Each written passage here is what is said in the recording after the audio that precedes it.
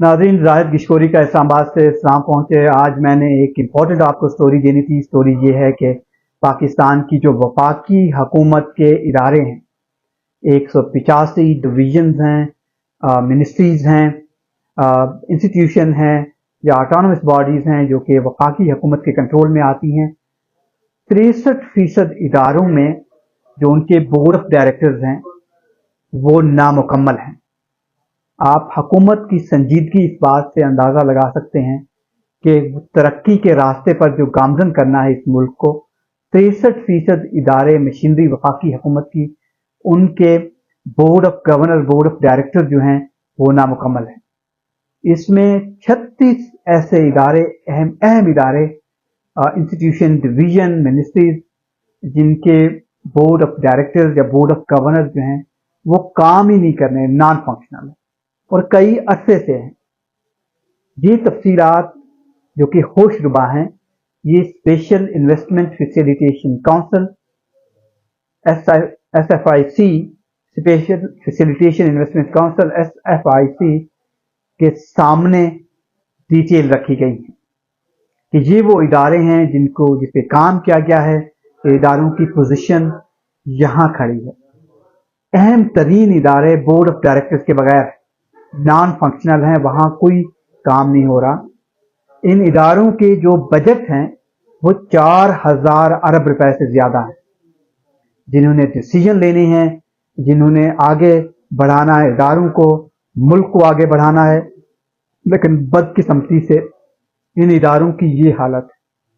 इन इदारों में 31% जो स्टाफ है उसकी कमी है, जो जरूरी स्टाफ है, और 22% स्टाफ जो है वो अफसरान का है मजमूई तौर पर इन इदारों में। और इन इदारों का मैं आपको बताना चाहूंगा कि ये कौन कौन से इदारे हैं जहां पर हुकूमत की संजीदगी का ये आलम हो।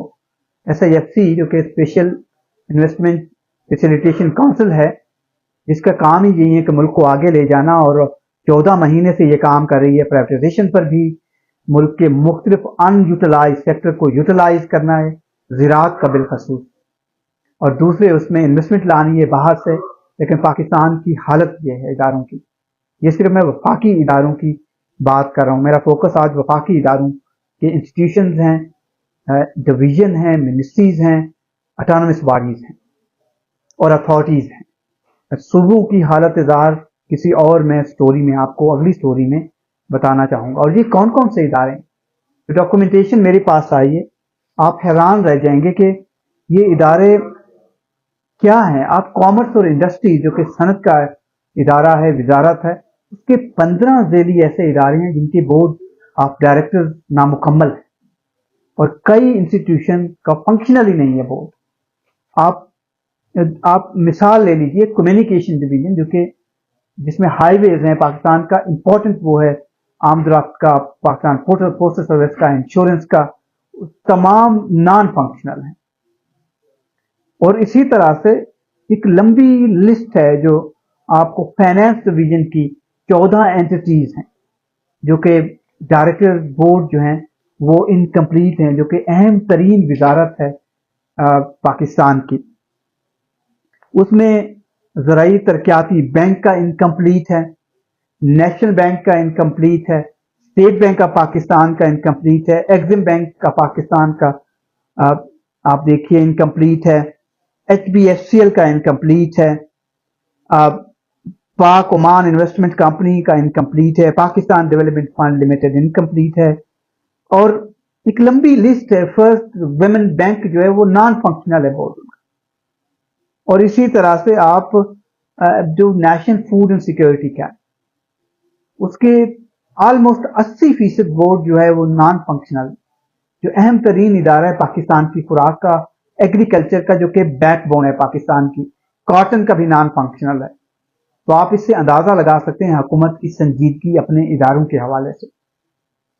और नेशनल सिक्योरिटी डिवीजन पाकिस्तान, जिसको सिक्योरिटी के मसाइल का सामना है, वो नॉन फंक्शनल है उनका बोर्ड ऑफ डायरेक्टर, और कई तवील अरसे से है। इसी तरह से आप जिस तरह देखें, national construction limited housing ministry का इदारा है, ये कंप्लीट नहीं है। फिर आप देखिए small and medium enterprises development authority वो नॉन फंक्शनल है, state engineering corporation non functional है, republic motor limited non functional है, सिंध इंजीनियरिंग नॉन फंक्शनल है, Pakistan stone developing company non functional है, agro food processing non functional है। लंबी list है। National fertilizer marketing limited non functional है, Pakistan industrial technical assistance centre non functional है, Pakistan automobile corporation non functional है।